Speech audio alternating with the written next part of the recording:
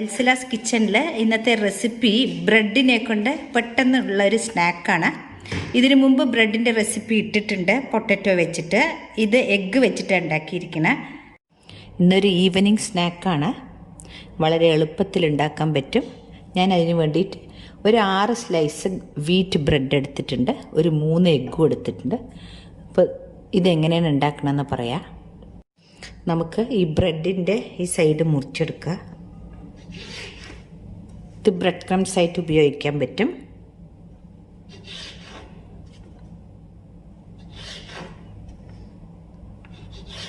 ഇപ്പോൾ ഈ 6 സ്ലൈസിൻ്റെയും സൈഡെല്ലാം മുറിച്ച് വെച്ചിട്ടുണ്ട്. ഇപ്പോൾ ബ്രെഡിൻ്റെ ഉള്ളിലൊരു സ്റ്റഫിങ് വെക്കണം. അപ്പോൾ അതിന് വേണ്ടിയിട്ട് ഞാൻ ഒരു വലിയ ഉള്ളി മുറിച്ചിട്ടുണ്ട്. പാനിലേക്ക് ഒരു വലിയ ഉള്ളി മുറിച്ചത്,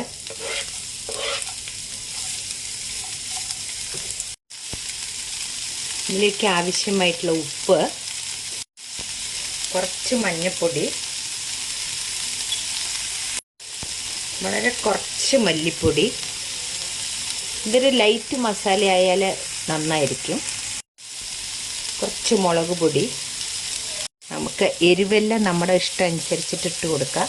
ഈ ഉള്ളി അധികം ഫ്രൈ ചെയ്യണമെന്നില്ല. പിന്നെ ഇതിലേക്ക് കുറച്ച് മിക്സഡ് വെജിറ്റബിൾസ് ഇട്ടിട്ടുണ്ട്.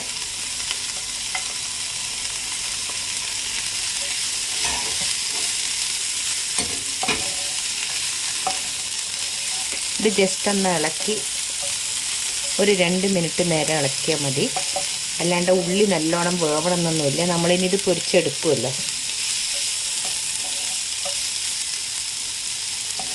1/2 ടീസ്പൂണ് ചിക്കൻ മസാല ഇട്ട് കൊടുത്തിട്ടുണ്ട്. ഗ്യാസ് ഓഫാക്കാം. ഇപ്പോൾ ഞാൻ ആ മസാല ഒരു ബൗളിലേക്ക് മാറ്റിയിട്ടുണ്ട്.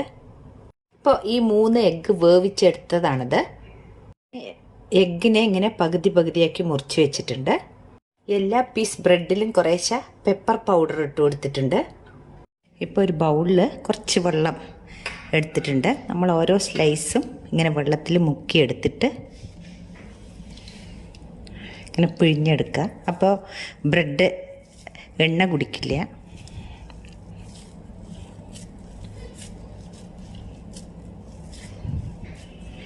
ഇങ്ങനെ എടുത്ത ശേഷം ഇതിലേക്ക് ഈ ബ്രെഡ് വയ്ക്കുക.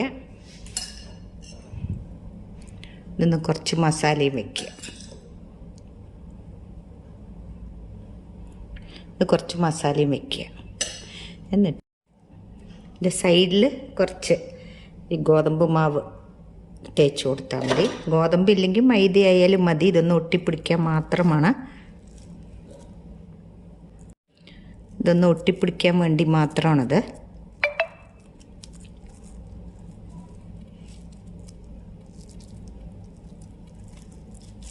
ഇങ്ങനെ നമുക്ക് എല്ലാ ബ്രെഡും ഇങ്ങനെ ആക്കിയെടുക്കാം.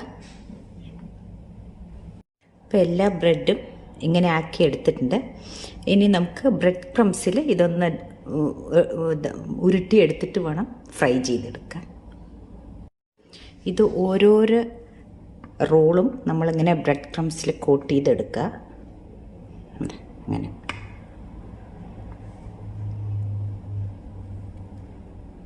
അങ്ങനെ ഉണ്ടാവും. ഇനി നമുക്കിത് ഫ്രൈ ചെയ്തെടുക്കാം. നമുക്കിനി ഇത് ഫ്രൈ ചെയ്തിട്ട് എടുക്കാം. അപ്പോൾ ഒരു പാനിൽ കുറച്ച് എണ്ണ ഒഴിച്ച് കൊടുത്തിട്ടുണ്ട്. നമുക്ക് 2 എണ്ണം വീതം ഇട്ട് കൊടുക്കാം. ഇതിലേക്ക്